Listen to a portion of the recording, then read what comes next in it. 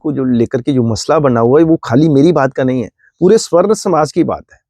देखिए आगे ही जो स्वर्ण जो कैटेगरी है वो किस प्रकार से जूझ रही है।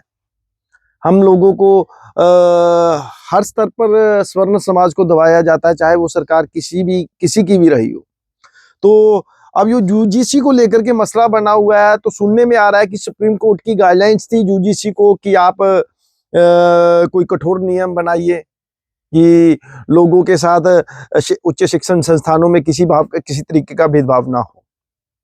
देखिए उच्च शिक्षण संस्थानों में किसी के साथ भेदभाव नहीं होता है, क्योंकि वहां पे वेल एजुकेटेड जो बच्चे होते हैं वो वहां पे पढ़ रहे होते हैं, तो संभावना बड़ी कम रहती है। मगर ऐसा क्यों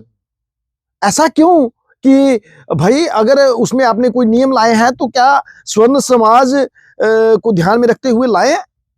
अगर कल को हमारे किसी विद्यार्थी पर या हमारे किसी वहां पे शिक्षक पर किसी किस्म का गलत या झूठा आरोप लगता है, तो क्या आरोप लगाने वाले आरोपी का आरोप अगर झूठा सिद्ध होता है तो उस आरोपी पर कार्रवाई नहीं होनी चाहिए?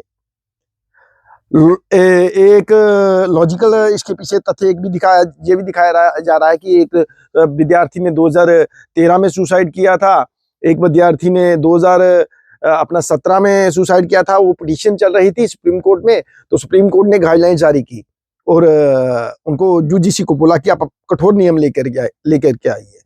तो अगर सुसाइड करने से किसी समुदाय को दबाया जा सकता है, तो हमारे स्वर्ण समाज के कितने विद्यार्थियों ने, कितने बच्चों ने, कितने लोगों ने अपने अधिकार के लिए सुसाइड किया है। रिजर्वेशंस, हमारा बच्चा 90% अंक लाने के बाद भी अपनी सीट नहीं बचा पाता और 40 35 नंबर लेने वाले बच्चे सीट ले जाते हैं। हमने कभी रिजर्वेशन का विरोध नहीं किया, मगर मैं ये कह रहा हूं कि हमारे समाज को क्यों हरास किया जाता है।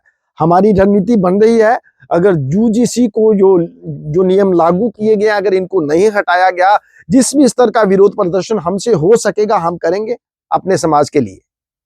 जय हिंद, जय भारत।